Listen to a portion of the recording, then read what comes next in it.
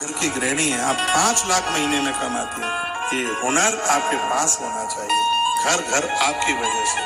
आपको गृहिणी कहा जाता है, मर्दों को गृहिणा नहीं कहा जाता। घर की मालकिन घर का डेवलपमेंट कीजिए, उसको संभालिए। सिर्फ पानीपत के पर्दे लगाने से नहीं है संभल जाता है। घर अच्छा लगता है हवन हो, घर अच्छा लगता है भोग लगे। हाँ ठीक है, हवन होगा, थोड़ी कालमा आएगी, धुआं होगा, लेकिन ये बाहर का धुआं अंदर के धुएं को खत्म कर देगा। टीबी का रोग नहीं होता जिसके घर में धुआं यज्ञ का चलता है, उसके घर में श्वासों की कमी नहीं होती। ये आयुर्वेद भी मान गया इस बात। और जिसमें आपको कंपन होता है, उसमें आपको ठीक नहीं लगता, उसमें आपको बढ़िया नहीं लगता। ऐसे बहुत लोग हैं, आपके घर में जोत नहीं जलती। मैंने किसी बहन को पूछा घर में जोत क्यों नहीं जलती, का घर वाला मना करता है, कहता है पर्दे काले हो जाएंगे जोत के द्वारा। ऐसे पर्दों की जरूरत ही नहीं है जिन पर्दों की वजह से घर की जोत बंद हो जाए। ऐसा मत कीजिए। कितनी बीमारियों को जोत हमारा कर्म साक्षी देगा।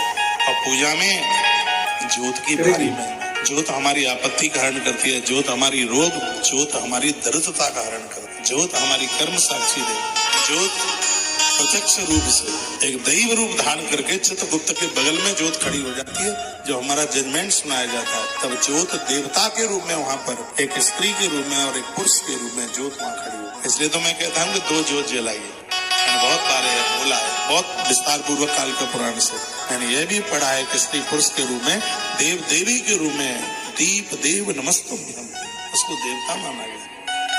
और जिस समय जजमेंट हमारा सुनाया जाता है उस समय बकालायत ये जोत के दीप देवता उस समय बकालायत कहता मेरे साक्षी में मैं गवाही हूँ इस बात के लिए, इसने मेरी साक्षी में भजन किया है, पूजन किया है, यजन किया है, हवन यज्ञ मेरे साक्षी में किए गए हैं। और उस समय जिस समय जोत देव के मुंह से शब्द निकलते हैं तो गर्व लेकर के नारायण उस भक्त को लेने के लिए वहाँ प्रकट हो जाते हैं। सूर्य भगवान के प्रति मेरी बड़ी आस्था है। कभी मैंने 2 पंक्तियां अपनी व्यासपीठ से पढ़ी थी। मैं कभी दिया जला रहा था तो मुझे लग रहा था कि सूर्य मुझे कुछ लग रहा था कि दिया मुझसे बात कर रहा है। दिए ने कहा था मैं सूरज नहीं जो शाम होते ढल जाऊंगा, मैं सूरज नहीं जो शाम होते ढल जाऊंगा, बेटा मैं तो एक दिया हूँ, तू जब जला लेगा तभी तेरे काम आऊंगा। दीपक के प्रति आप यहाँ देखते हैं कितने दिए जलते, पितरों के सामने जो जलाई जाए। रोज नदी फल्गु पर किनारे हमने व्यवस्था सौंप रखी है। फल्गु के किनारे, नदी के किनारे रोज सैकड़ों दिए जलाए जा रहे हैं। अरे इनमें कुछ तो होगा। आप मुझे देखना, देखो दिया जल रहा है सामने कथा के आगे, और मुझे लगता है कि दुनिया की ऐसी पहली ये व्यासपीठ है जितने घंटों तक कथा चलती है उतने घंटों तक सामने व्यासपीठ के सामने जो जलती है। नहीं तो कोई फोटो खींच के बताना मुझे कहीं। तो व्यासपीठ पर बैठने से पहले, मैं व्यासपीठ पर बैठने से पहले दिया जला। ये दीपक कर्म साक्षी देव। जब मुझे मेरा भी जजमेंट के लिए वहां देव खड़े होंगे उस समय ये दिया ही प्रकट होकर के कहेगा कि मेरे सानिध्य में कथाएं सुनाई गई हैं, मेरे सानिध्य में अच्छी बातें कही गई हैं। दिए के प्रति श्रद्धा रखिए। मैं एक बार फिर आप सबको मैं निवेदन करूंगा, विशेष रूप से मैं बहनों के लिए बोल रहा हूँ कि घर को अच्छी तरह से डेवलपमेंट। घर में तुलसी, घर घर तुलसी ठाकुर सेवा, नीर बहे यमुना को वाली मोय लागे वृंदावन। जहाँ नदियों का जल है वहाँ तीर्थ है, जहाँ तुलसी है वही भगवान का धाम है, जहाँ देवों की पूजा है वही भगवान का आलय है, वही जगह बढ़िया है, वही स्थान तीर्थमय है।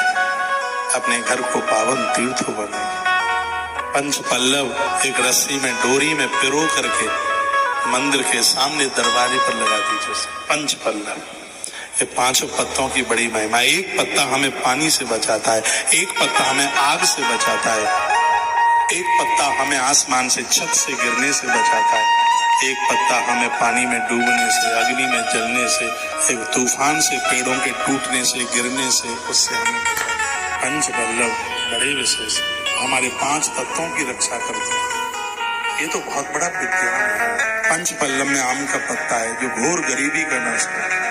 पंच पल्लव में बरगद का है जो आपकी आयु बढ़ाता है। पंच पल्लव में एक पत्ता पीपल का है जो आपको निरोगी बना देता है। पूरी दुनिया में आपको सम्मान, दुश्मन के मुंह से भी आपको सम्मान दिलवा देगा। और पंच पल्लव में एक अशोक का पत्ता है जो आपके वंश को कभी निर्वंश नहीं होने देगा। ये पंच पल्लव की विशेषता है। देवी भागवत में वर्णन है 5 पत्तों की महिमा। नवरात्र आ रही है, देवी भागवत पढ़ना। देवी भागवत में माँ के सामने नींबू पूजने की महिमा। नींबू, माँ के सामने नींबू रखिए, पूजिए, मत काटिए उसको, साबुत रख दीजिए माँ के सामने। साबुत नारियल रखिए, नारियल अपने आप छटक जाएगा, सामने रखिए, 5-7 जो भी आप रख सकते हैं वो रखिए। लास्ट वाले दिन जब पूर्णावती हो तो फिर नारियलों को फोड़ करके और जो उसका अंदर का जल निकलेगा वो माँ के चरणों में चढ़ाइए। इसकी बड़ी महिमा। एक माँ है जिसको तोड़ के नारियल चढ़ाया जाता है और सब देवताओं को साबुत नारियल